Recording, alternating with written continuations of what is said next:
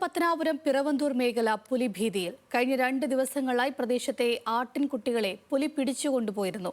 സ്ഥലത്ത് വനംവകുപ്പ് ഉദ്യോഗസ്ഥർ പരിശോധന നടത്തി പുലിയുടെ സാന്നിധ്യം സ്ഥിരീകരിച്ചിട്ടുണ്ട്.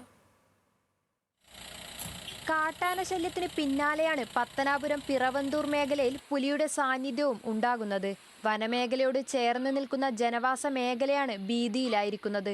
കഴിഞ്ഞ 2 ദിവസങ്ങളിലായി ആടുകളെ പിടിച്ചുകൊണ്ടുപോകുന്നത് പതിവായതോടെ നാട്ടുകാർ വനംവകുപ്പ് അധികൃതരെ വിവരമറിയിച്ചിരുന്നു.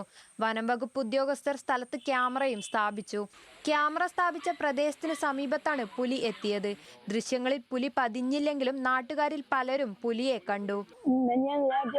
ഒരു കുട്ടി ഉണ്ടായിരുന്നു. അതിനെ പിടിച്ചോണ്ട് പോയപ്പോ ഞാൻ രാത്രി സന്ധ്യക്ക് ഞാൻ ഇവിടെ ഇരിക്കുവായിരുന്നു. ഇവിടെ ഇരുന്നപ്പോ ആട് കുഞ്ഞാടാ ഒന്ന് കരഞ്ഞു. മലയിലെല്ലാം കയറി നോക്കുമ്പോ ഈ കുട്ടിയെ കാണുന്നില്ല. ഞാൻ തിരിച്ചിറങ്ങി വന്ന് തിരിച്ച് അപ്പുറത്തൂടെ ആ പ്ലാന്റ് അടുത്ത് വന്നപ്പോ കണ്ട് കുട്ടിയെ ഇങ്ങനെ കിടന്ന് അനങ്ങുന്നു.